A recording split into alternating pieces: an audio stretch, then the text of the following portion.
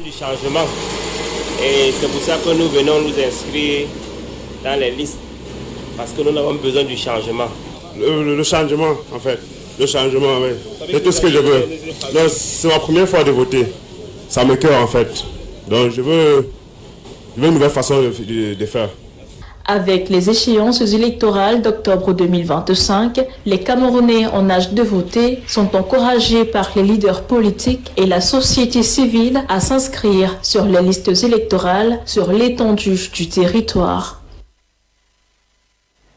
À présent, intéressons-nous au 156e Conseil exécutif de l'Organisation mondiale de la santé en cours en Genève, en Suisse. Ceci en présence du ministre de la Santé publique, le Dr Manaouda Malachi, qui, dans sa prise de parole, invite les autorités sanitaires et la communauté internationale à plus d'équité. Marie-Rose Nkantonka.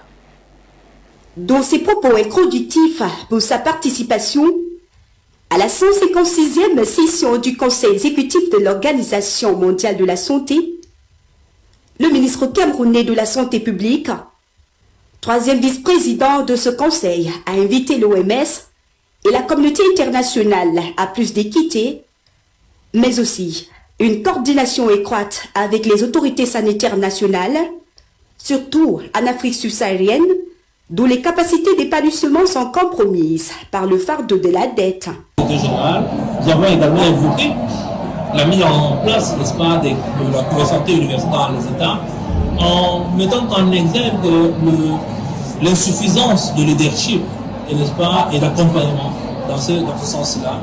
Et la mise en avant aussi de soins de santé primaire avec la santé communautaire qui doit prendre assez d'espace. Et donc, les États membres, et là nous avons parlé, le Cameroun a parlé au nom des 47 États membres de l'OMS Afro. Nous avons porté la voix de ces États-là et nous avons formulé des recommandations à l'adresse de l'OMS. Formulation qui a été autour, j'allais dire, du renforcement du financement, du renforcement de leadership, du renforcement aussi des soins de santé primaire. Et je pense que nous avons pris acte de tous ces rapports. Une belle entrée africaine à travers le patron de la santé publique au Cameroun, qui précise que l'Afrique se dit favorable à la proposition du budget programme 2026-2027, tout en soutenant l'augmentation de 20% des contributions mises en recouvrement.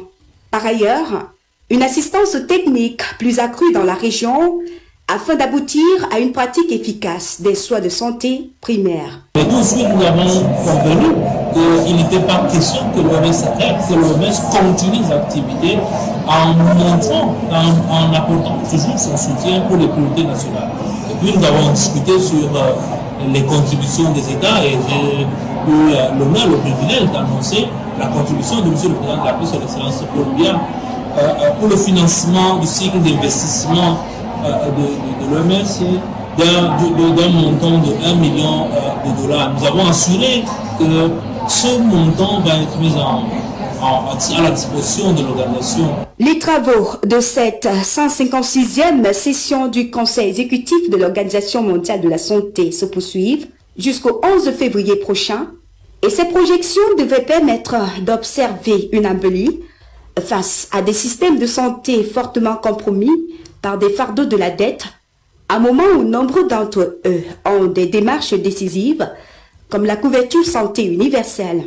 Il faut donc rappeler que cette session est un événement clé pour le Conseil exécutif et ses 34 membres élus pour des mandats de 3 ans et qui sont responsables de la mise en œuvre des décisions politiques adoptées par l'Assemblée mondiale de la santé, l'organe décisionnel suprême de l'OMS.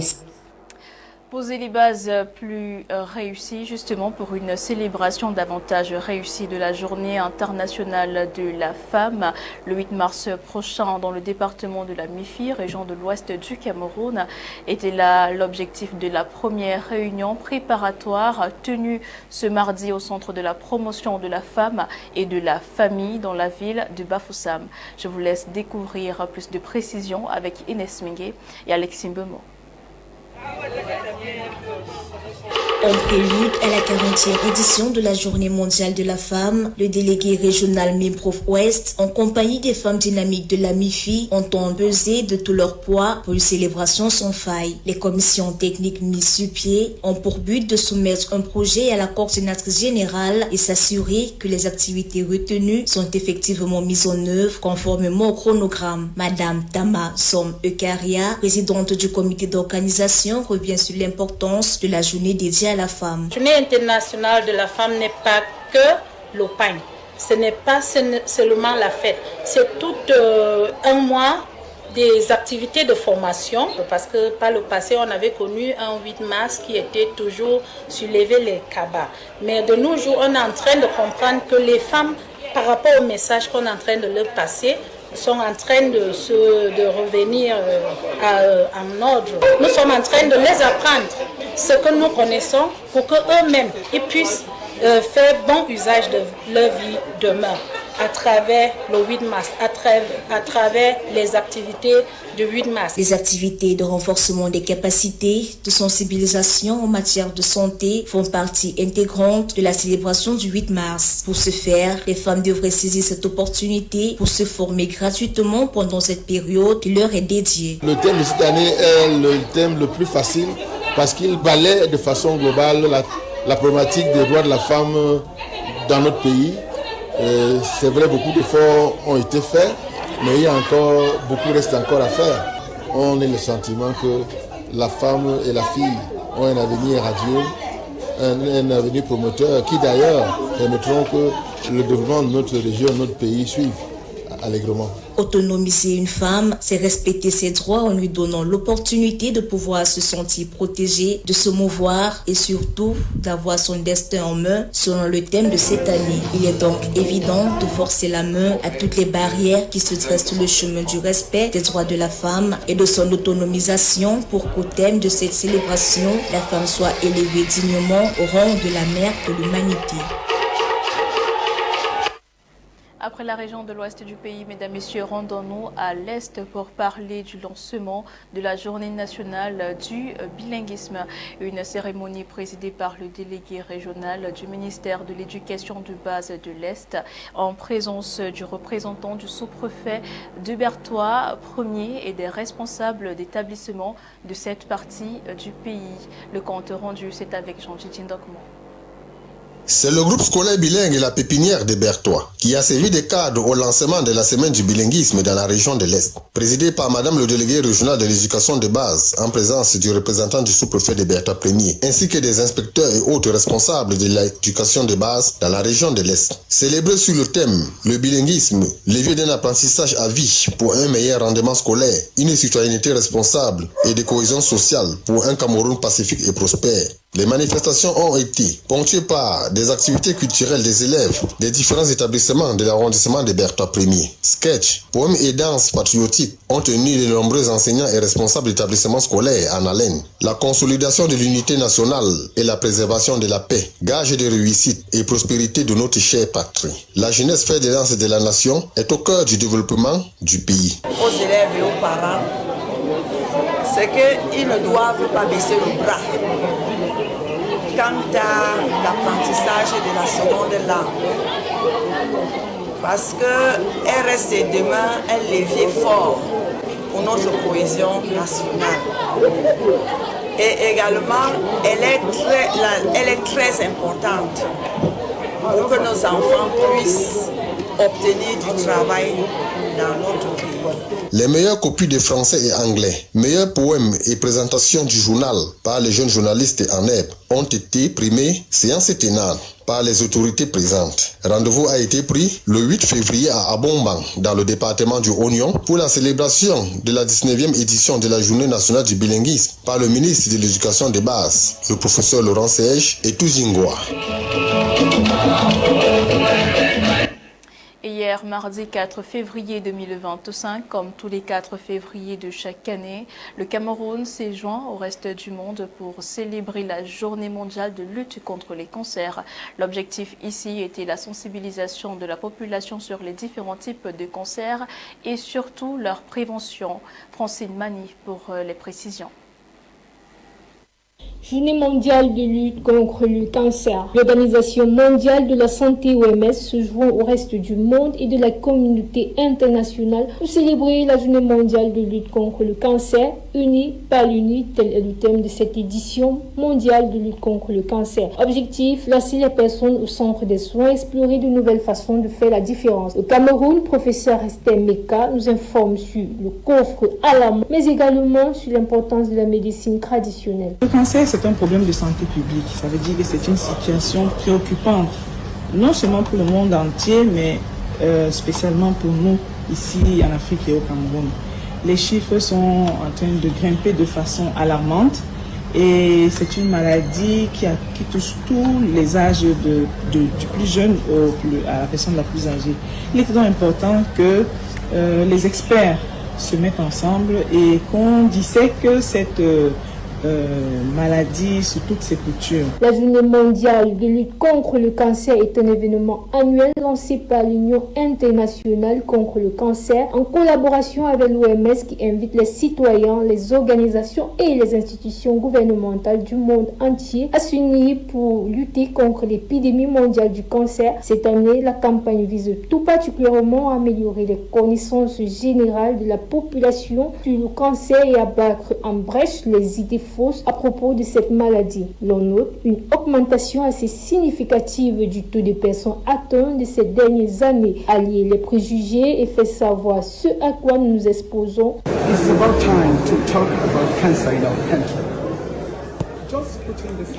C'est très important de parler de cancer dans notre pays en ce moment. Parlant des statistiques, plus de 10 000 femmes souffrent de cette maladie dans ce monde. Le cancer est une maladie dangereuse. Savoir que dans notre pays, les jeunes sont affectés par cette maladie et surtout à un très jeune âge, de 0 à 38 ans, alors qu'avant, nous étions habitués à voir les gens âgés de 60 ans atteints par cette maladie. C'est aussi important de savoir que cette maladie peut être évitée par les différentes stratégies qui seront mises sur pied et aussi par... Les chiffres des personnes atteintes du cancer aujourd'hui sont alarmants et exigent une sérieuse prise en charge, soit 15 000 à 20 000 cas de cancer et 10 000 morts au Cameroun. En prélude à la célébration de la fête de la jeunesse, le 11 février prochain sur l'étendue du territoire camerounais, la journée du jeune cinéaste se tient dans la ville de Garoua dès ce jour et ce jusqu'au 8 février prochain. Cet événement culturel qui a pour but de promouvoir le cinéma local nous renseigne Awa Dali dans ce reportage.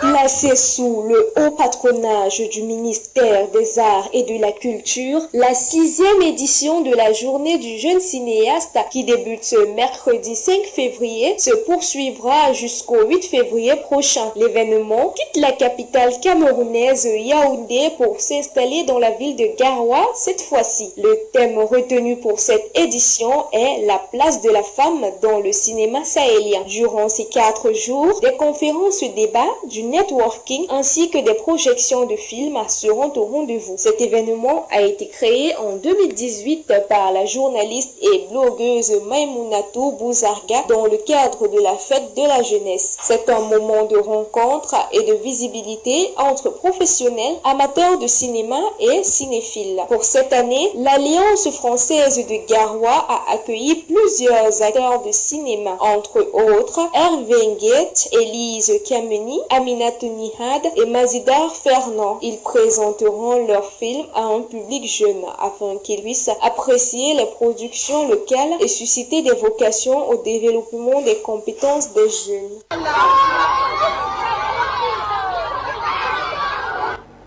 La culture est un ensemble de valeurs humaines, sociales et morales par lesquelles les Camerounais se reconnaissent comme fils et filles d'un même pays.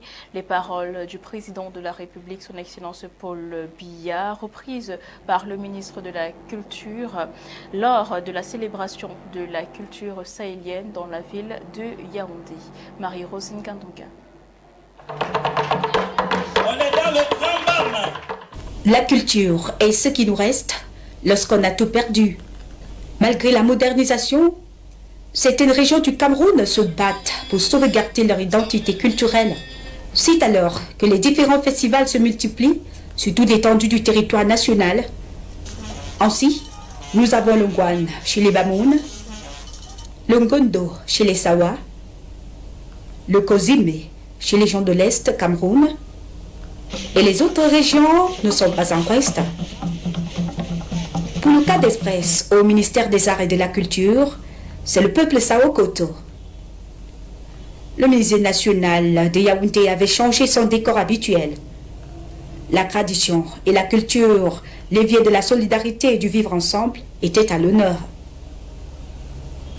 L'émotion était vive, un moment de partage pour oublier ces inondations qui ont sévi, ces Camerounais du Logoné-Chari. Au nom des artistes et hommes de culture, ainsi qu'à mon nom personnel, notre compassion émue à toutes les populations de la région de l'extrême nord, et particulièrement à celles du Logone et Chari, suite aux inondations qui ont occasionné des pertes matérielles et en vies humaines. En réalité, ces festivals sont une ingénieuse idée du président de la République pour consolider le lien transgénérationnel et magnifier l'interculturalité entre les peuples. Paul Biya lui-même, un homme Guy, ce qui veut dire chef supérieur chez les Écans. Dans son discours introductif, le ministre des Arts et de la Culture rappelle la volonté du gouvernement à travers son département ministériel à promouvoir ces cultures du Cameroun. Ces données fondamentales contribuent à la détermination et à la promotion des universaux culturels qui sont des valeurs de référence dans le ministère des Arts et de la Culture. À travers ces programmes spécifiques, appuyant entre autres la promotion des festivals, afin qu'à l'instar de Sao-Koto, chaque ethnie continue à cultiver toujours davantage avec les autres peuples du Cameroun cette connivence culturelle où chaque ethnie apporte ce qu'elle détient d'excellent pour l'édification de la culture nationale. Il y avait du beau monde, entre autres, une kyrielle des membres du gouvernement, les représentations diplomatiques et les invités spéciaux venus du Tchad, du Niger et des 4 coins du Cameroun. La culture est un ensemble de valeurs humaines, morales, sociales et éthiques, par lesquelles les Camerounais se reconnaissent comme fils et filles d'une même patrie. Dixit d'un contemporain camerounais, Paul Biya, pour ne pas le citer. La dédicace de l'ouvrage L'Afrique vers la voie du salut à l'université de Ngaoundéré dans la région de la Damawa fut un événement significatif pour le public présent. Une cérémonie qui s'inscrit dans un contexte marqué par les réflexions sur l'Afrique, ses défis et surtout ses opportunités. Belmont Zewa. Ismaël Baradine Ardia présente dans son livre Afrique vers la voie du salut une vision optimiste et proactive du continent. Au lieu de se concentrer sur les problèmes, il propose des solutions concrètes, notamment en ce qui concerne la monnaie franc CFA, en s'appuyant sur l'histoire pour éclairer l'avenir. C'est d'abord un essai où il aborde plusieurs thématiques, c'est-à-dire allant même des questions d'abord de gouvernance, des questions de terrorisme, et sur le plan économique, ce qui m'a beaucoup plu, c'est qu'il aborde également la question du franc CFA. Il nous dit qu'il n'y a pas une intégration véritable sans monnaie unique. L'auteur, fervent panafricaniste, invite les lecteurs à travers son ouvrage à réfléchir sur le rôle essentiel des intellectuels africains dans la quête d'un développement véritable et durable. Son expertise en tant qu'écrivain et juriste sociologue lui permet d'aborder avec clarté les enjeux contemporains de l'Afrique. À travers ce livre, j'invite, sinon j'alerte, n'est-ce pas, les Africains autour des enjeux contemporains qui minent le continent. Et donc, pour ce faire, il faut qu'il y ait la contribution, le concours de tout un chacun pour relever les défis de l'ère actuelle. Pour enrichir son propos, La prépa de Cheikh Souleymane et la post-pape de Nedoum Al-Haïl Richard soulignent l'importance de la collaboration intellectuelle face aux défis africains. L'avenir de l'humanité, selon l'auteur, repose sur l'Afrique, qui était un continent d'espoir et également un continent de paix, dans la mesure où, par exemple, elle trouve, n'est-ce pas, la voie d'Issali dont il avait tracé. La dédicace du livre à l'université d'Ngaoundéré symbolise l'espoir et l'engagement. Adja se positionne comme un acteur clé pour inspirer le changement, incitant chacun à participer à la renaissance du continent. Ce livre est une véritable invitation à agir pour bâtir un avenir radieux pour l'Afrique. Et sans transition, parlons sport pour terminer. Les Lions indomptables du Cameroun ont un nouvel équipementier. La Fédération camerounaise de football l'a annoncé hier, mardi 4 février 2025, dans un communiqué radio-presse. Quintessence avec Jean-Paul Keba. Fortune est un équipementier suisse, fondé en 2011 du côté de Genève en Suisse. Débutant dans la fourniture des équipements de tennis, avant de s'étendre dans les différentes autres disciplines.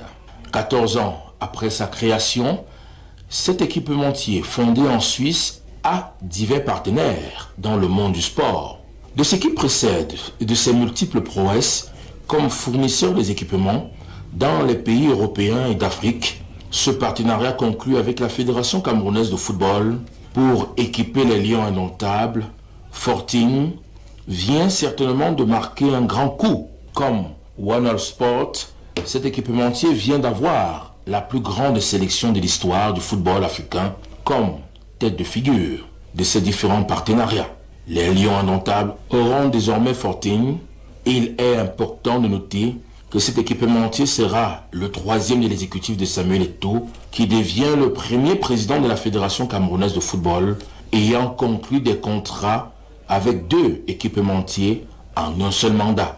Côté attente, Fortune devrait aller au bout de son contrat, ce qui créera la différence avec les 2 derniers qui n'ont pas pu atteindre la fin de leur partenariat avec la FECAFOOT.